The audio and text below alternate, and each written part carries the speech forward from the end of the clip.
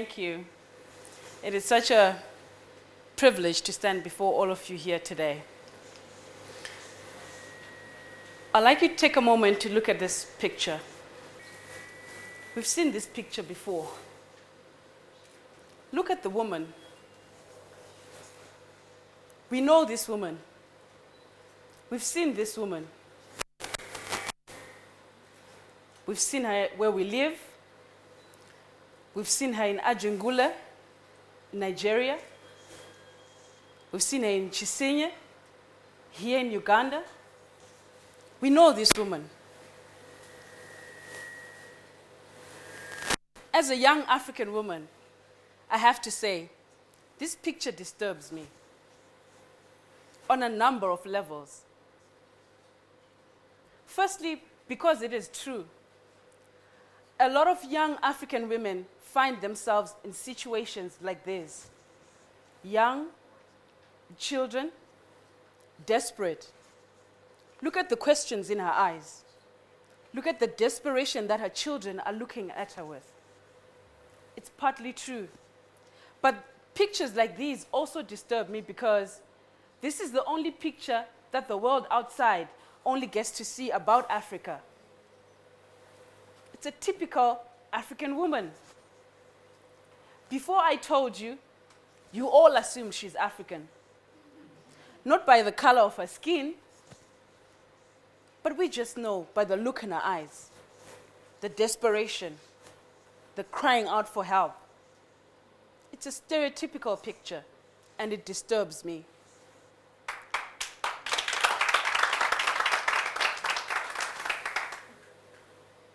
This picture also disturbs me also as a young African woman, because I am not this woman. And for the longest time, ladies and gentlemen, I took pride in that fact. I am not a stereotypical African woman. I made it. Before you clap, just hold it a minute. I took pride in that.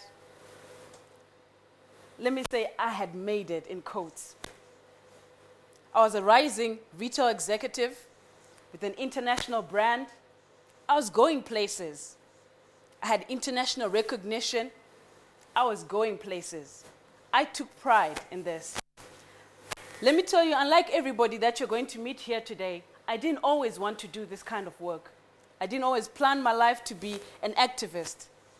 Until one day, when I was invited by chance to come and speak at a local girls' school.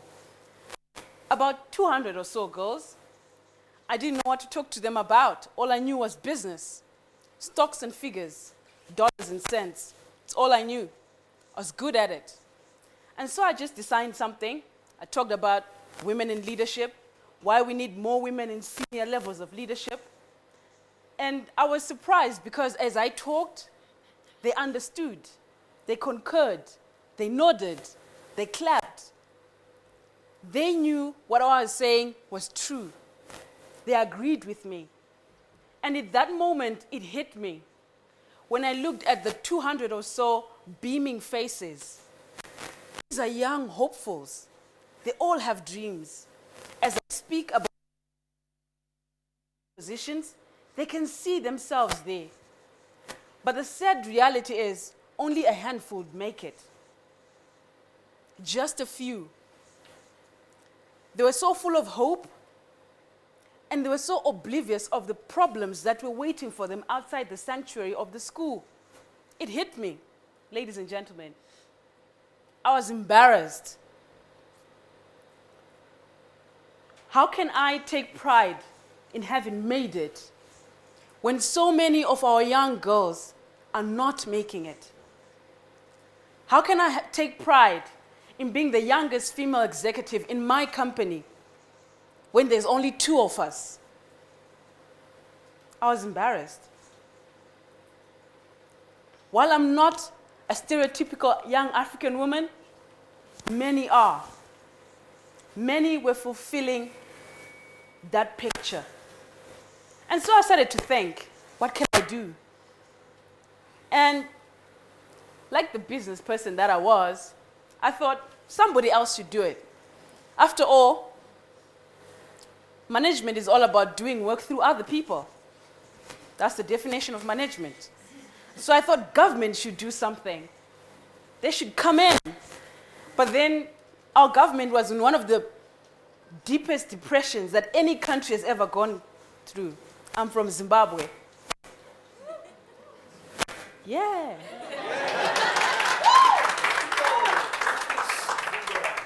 So government was a non-starter.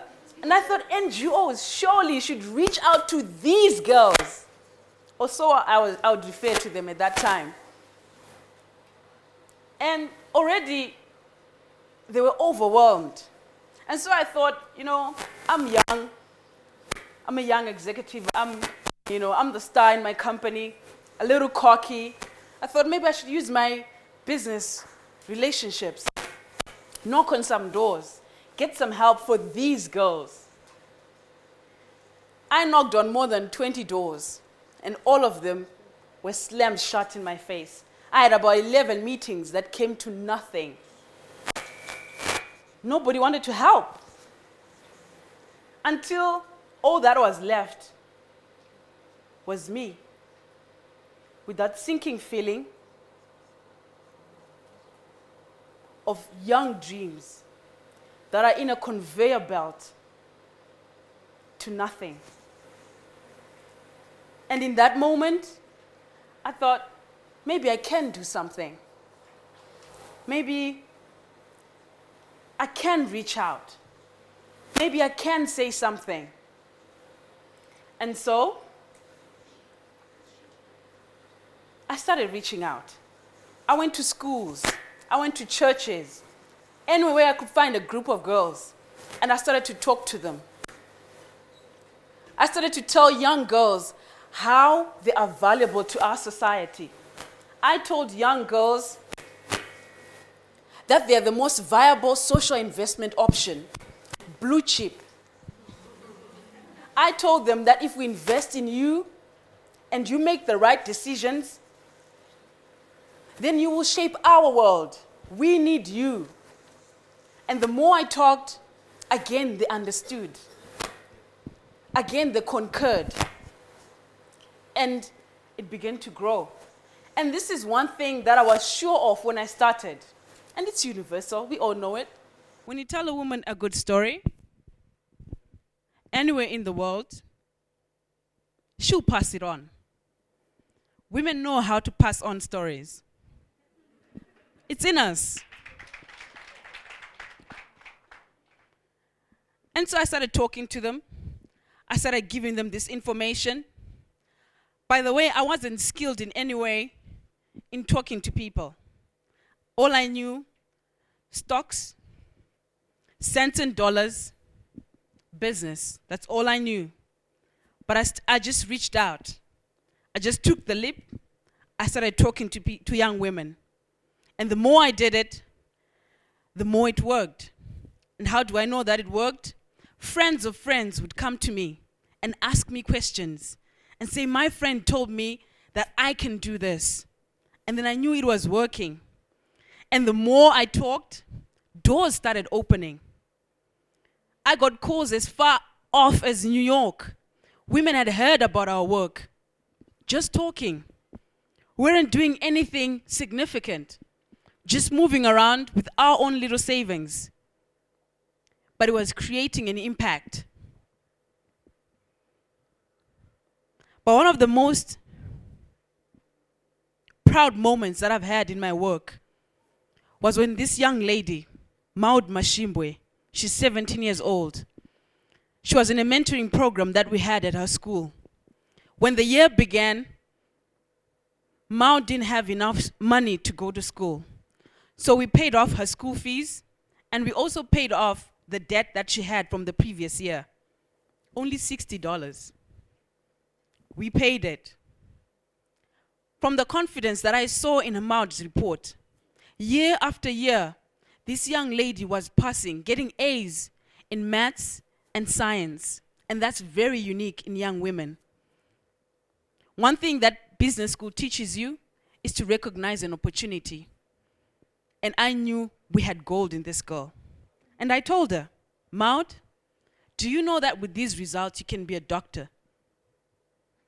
She couldn't believe me. She says, but I only passed certain subjects. I said, it's okay, because she doesn't like literature at all. But she's very good in her sciences.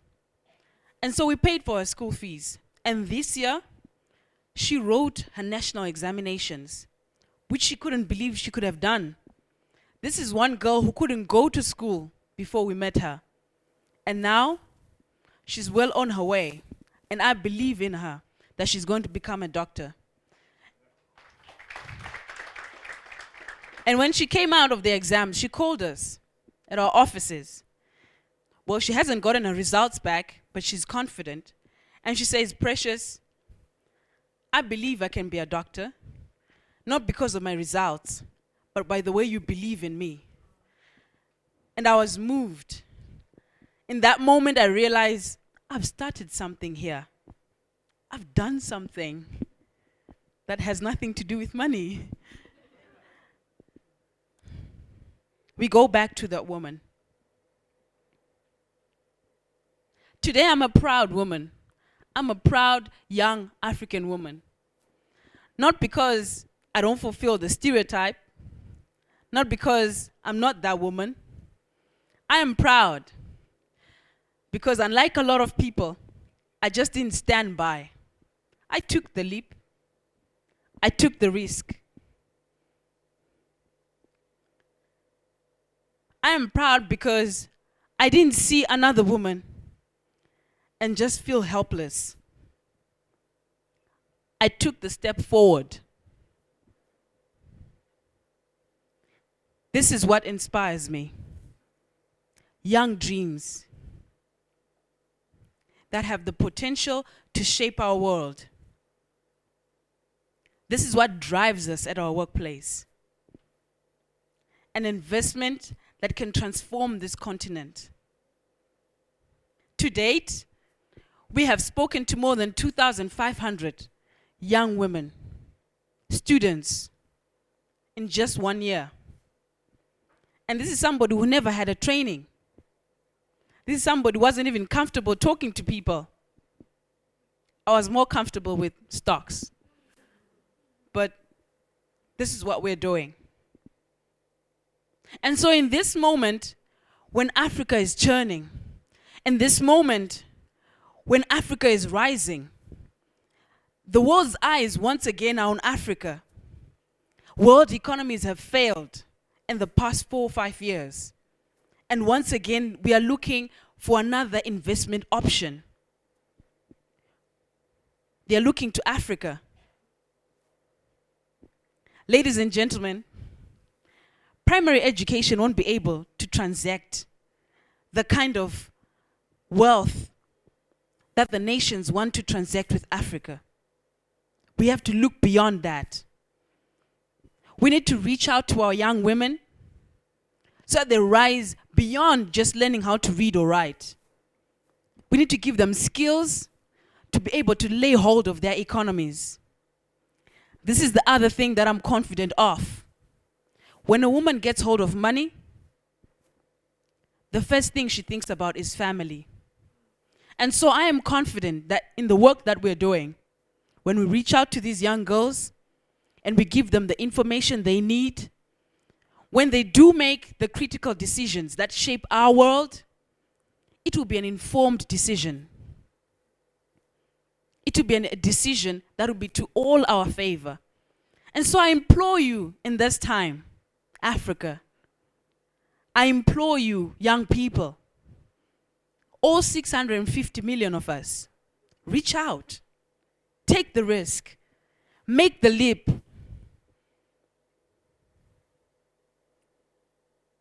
I know a lot of you, just like me, feel scared and think, what if I'm the only one doing it? That's impossible. There are so many young people rising from all over the world, from all over the continent. From Abuja, from Accra, from Kampala, from Botswana, from Johannesburg. So many young people are rising up, are reaching out, So you won't be lonely. You'll be in good company. If everybody fails, you can look for the 10 of us presenting today. You'll still be in good company. Thank you.